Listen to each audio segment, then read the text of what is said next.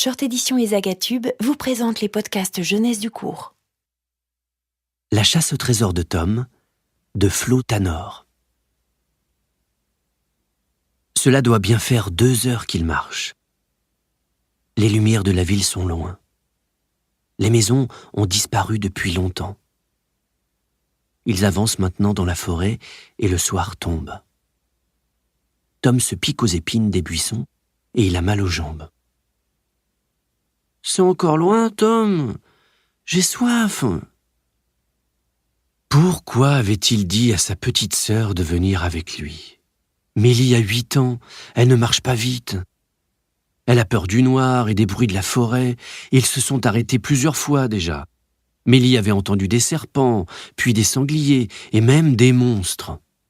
En fait, c'était Fox, leur chien, qui les avait suivis. Ils sont contents que Fox soit avec eux finalement. Tom sort une lampe de poche de son sac.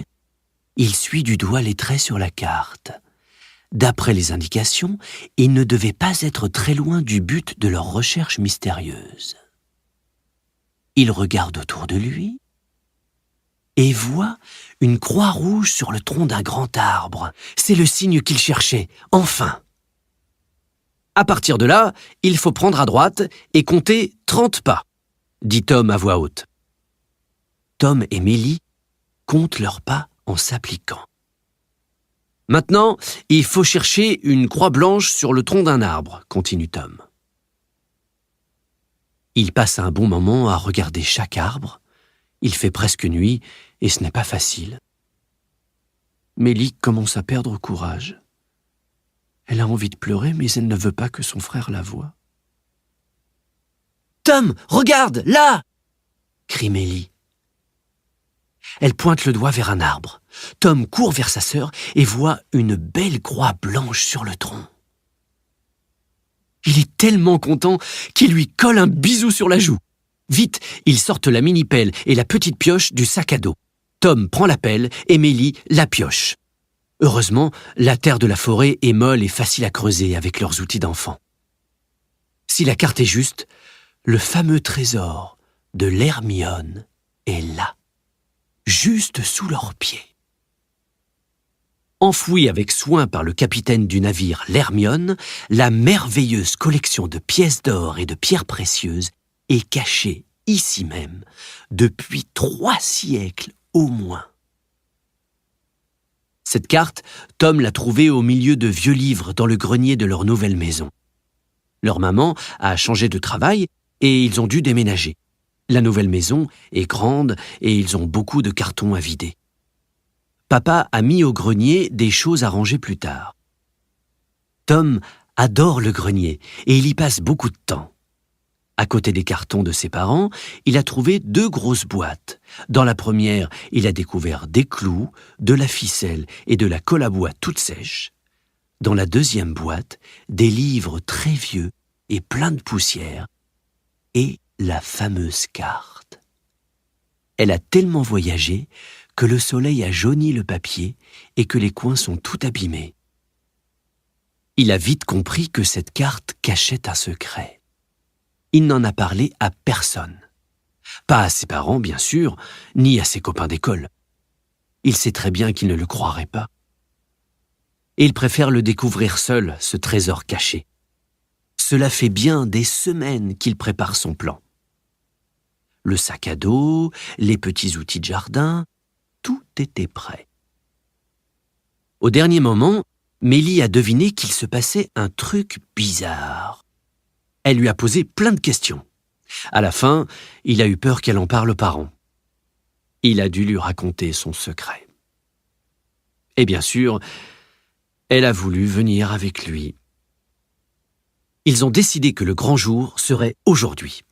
En rentrant de l'école, ils se sont mis en route. « Tom, je suis fatiguée !» Mélie n'en peut plus. Elle est fatiguée de creuser et s'est assise sur la mousse.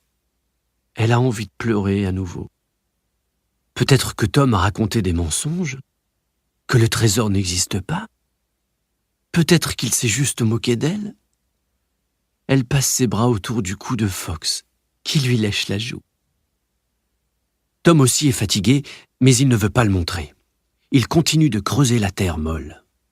Elle forme un tas de plus en plus haut.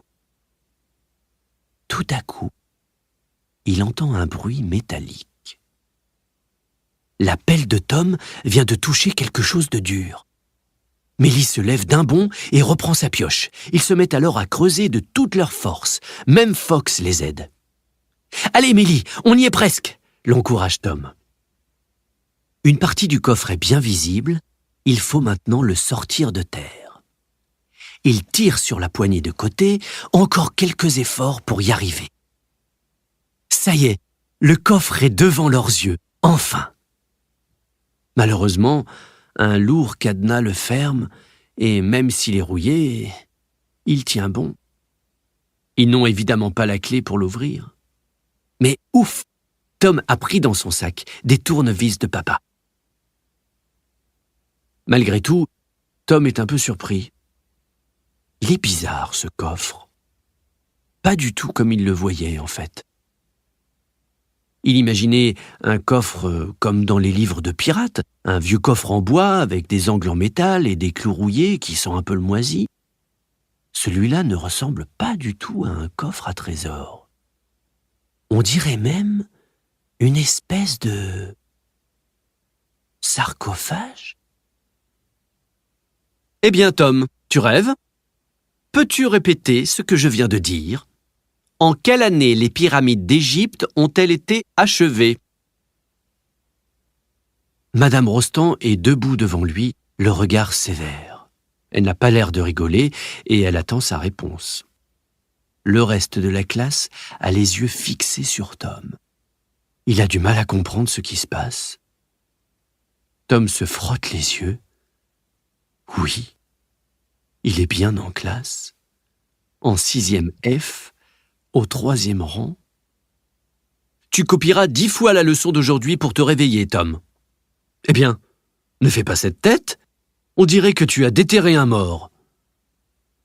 Madame Rostand repart vers le tableau.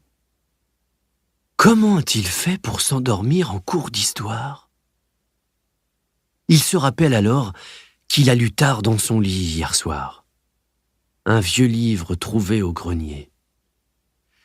Une incroyable histoire de chasse au trésor, bien plus passionnante que les cours de Madame Rostand.